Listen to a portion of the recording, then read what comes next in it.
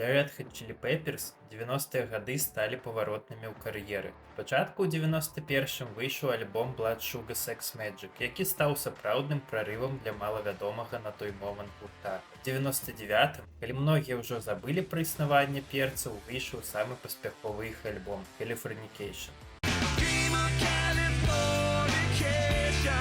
Але рэліз, які выйшаў паміж імі у 95-м One Hot Minute, ігнаруюць як большасць слухачоў, так і сам гурт. Песні з яго не іграюцца на канцэртах, і самі перцы не асоба любяць пра яго ўспамінаць. Паслухаў дыск, магу сказаць, што гэта адзін з самых незвычайных і эксперыментальных альбомаў Red Hot Chili Peppers, які незаслужана абдзелены ўвагу. Як з'явіўся альбом One Hot Minute і чаму гурт адрокся ад яго? Сёння я раскажу вам аб гэтым. З вами Канапны Рокер.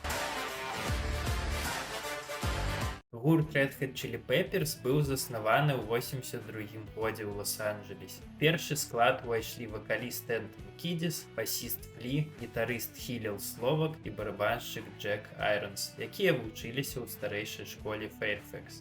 Гурт узнік выпадкова. Уладар клуба Грандія Рум Гаррі Аллен папрасіў Кідзіса і Флі выступіць з чымсьці на вечарынцы. Дапамогу хлопцы паклікалі на гітару і бубны Словака і Айронса. Іх выступ адбыўся 16 снежня 82-го і быў добры сустрэты. Гурт паклікалі выступіць зноў на наступным тыдні. У 83-м годзе калектыў выпусціў дэма-касету і атрымаў кантракт з лейблам на запіс 7 альбомаў. Але Хілел Словак і Джек Айронс у той час паралельна гралі ў іншым гурце і былі вымушаны пакінуць Red Hot Chili Peppers. Іх месца занялі барабаншчык Кліф Мартинес і гітарыст Джек Шерман. Дебютны альбом пад назвай The Red Hot Chili Peppers выйшаў у жніўні 84-го і стаў камерцыйна правальным і сустрэў халодны прыём ад крытыкаў. Паміж Кідзісам і гітарыстам Джекам Шерманам былі вельмі складаныя адносіны з самага пачатку і максімальна абвастрыліся падчас туру. Па выніку Шерман быў звольнены ў лютым 85-го і месца гітарыста зноў заняў Хілел Словак.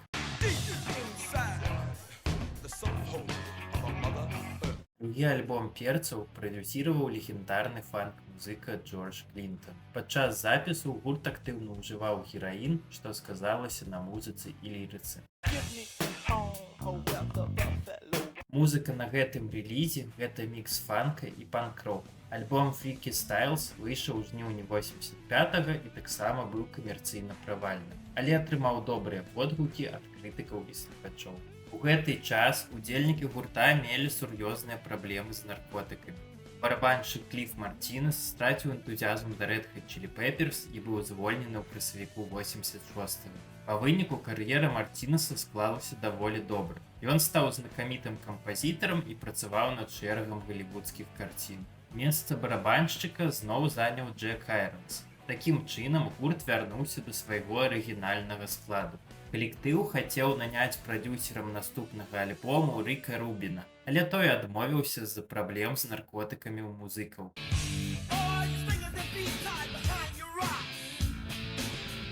Трэці альбом Red Hot Chili Peppers The Uplift Mofo Party Plan выйшаў у верасні 87-го. Пласцінка атрымалася больш цяжкай за мінулыя рэлізы і трапіла ў чарт Billboard 200 на 148-е месца.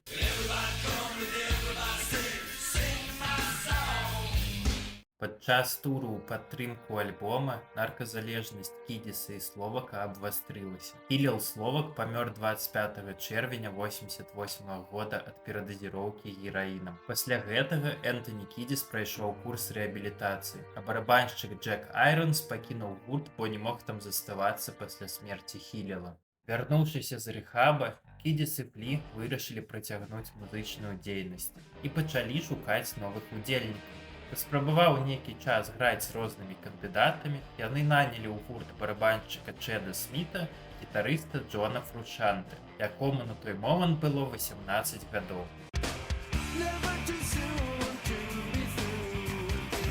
Першы альбом у новым складзе гурта Mother's Milk выйшаў у жніўні 89.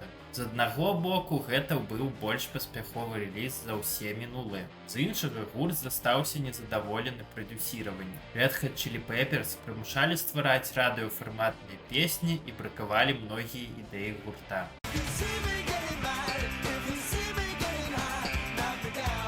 А яшчэ гэты альбом цікавы тым, што тут Джон Фрушанте стварыў рыф, на якім пабудаваў усю кар'еру гурт аднаго хіта Crazy Town.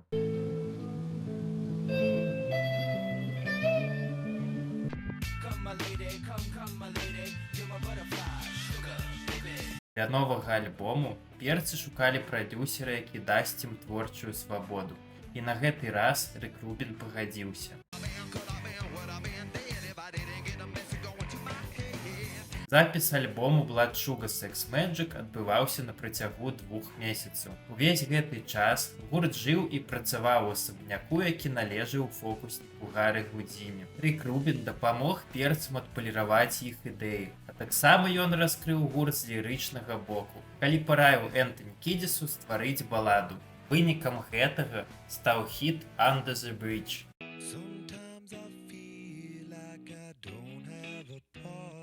Альбом Blood Sugar Sex Magic выйшаў 24 верасня 91 года і стаў неверагодным прарывам для гурта. Продажы альбома перавысілі 13 мільёнаў копій. Песні з альбому трапілі ў хіт-парады, а перцы замест клубаў сталі граць на вялікіх стадыёнах. Але не ўсе былі задаволены гэтым. Джону Фрушанте цяжка даўся рост папулярнасці. Ён хацеў, каб гурт заставаўся малавядомым. У гэты час ён стаў актыўна ўжываць гераін і канфліктаваць з Энтані Кідзісам. На выступах тых часоў Фрушанте стаў граць максімальна дзіўна. У траўні 92-го перцы гралі канцэрт у Токіа. Перад выхадам на сцэну Фрушанте сказаў Кідзісу, што звальняецца, і гэта яго апошні выступ. Са слоў вакаліста, гэта быў горшы канцэрт Red Hot Chili Peppers. Астатнія ўдзельнікі былі ў шоку ад такога рэзкага звальнення Фрушанте. На ягонае месца быў наняты Эрік Маршал, за якім перцы дайгралі астатнія канцэрты туру.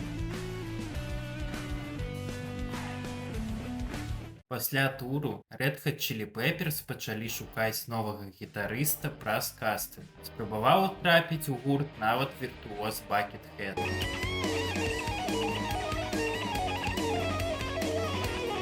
Праз некалькі месяцаў пошуку перцы нанялі гітарыста Дэйва Навара, які раней граў у гурце Jane's Addiction. Перыяд працы над альбомам суправаджаўся цёмнымі падзеямі для ўдзельнікаў Red Hot Chili Peppers. Пасля некалькіх гадоў цвярозасці Энтані Кідзіс зноў пачаў тайна ўжываць наркотыкі. Адным з лепшых сяброў Флі ў гэты час быў акцёр Рывер Фенікс, брат Хоакіна Фенікса. Сваім 23 гадам Рывер стаў адным з самых перспектыўных маладых актораў Галівуду, але ён таксама меў праблемы з наркотыкамі. 30 кастрычніка 93 года у начным клубе, саўладальнікам якога быў Джонні Дэп, у Рывера адбылася перадазіроўка. Хутка не атрымалася выратаваць яго. Ён памёр на вачах у Флі. Усе гэтыя падзеі дадалі змрочнасці да гуку і лірыцы на альбоме.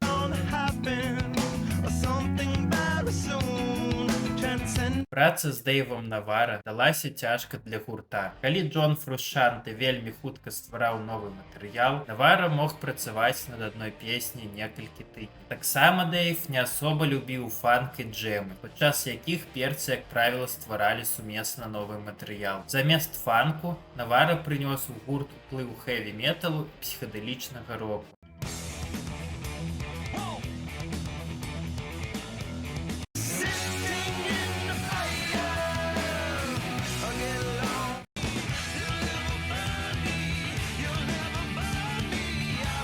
Гэтыя абставіны прывялі да таго, што Флі стаў фактычна галоўным кампазітарам на альбоме.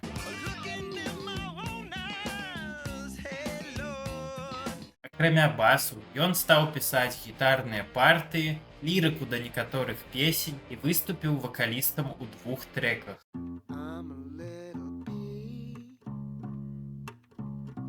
На мой погляд, на гэтым альбоме Флі напісаў лепшыя басовыя партыі за сваю кар'еру. Праца над альбомам ішла павольна і з перапынкай. Агулам працэс заняў каля 2 гадоў. Прадюсерам зноў выступіў Рик Рубін.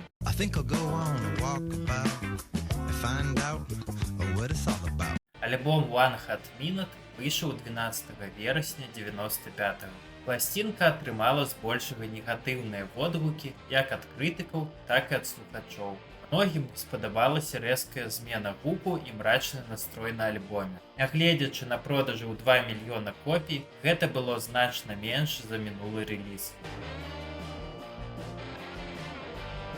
У пачатку 98-го года Red Hot Chili Peppers пачалі працаваць над новым альбомам, але нарказалежнасць Дэйва Навара перашкаджала ў стварэнні матэрыялу. Гурт вырашыў зволіць гітарыста і на яго месца зноў паклікаць Джона Фрушанте, які на той момант здолеў перамагчы нарказалежнасць і з задавальненнем вярнуўся. Але гэта ўжо зусім іншая гісторыя. З 98-го песні з альбому на канцэртах не выконваюцца, за выключэннем Пі, а таксама гурт граў кампазіцыю Airplane ў перыяд гітарыста Джоша Клінхофера. На пытанне, чаму на канцэртах няма песень з One Hot Minute, Чэд Сміт кажа, што гурт больш не адчувае эмацыйнай сувязі з гэтым матэрыялам. Але і не выключае, што яны калісьці могуць сыграць нешта адтуль. Але нешта мне падказвае, што прычына не толькі ў гэтым, а таксама ў рэўнасці Джона Фрушанте да матэрыялу, які быў запісаны з іншымі гітарыстамі. Што мы і назіраем зараз па ігнараванню песень часоў Джоша Клінхофера. Дзякуй, што даглядзелі.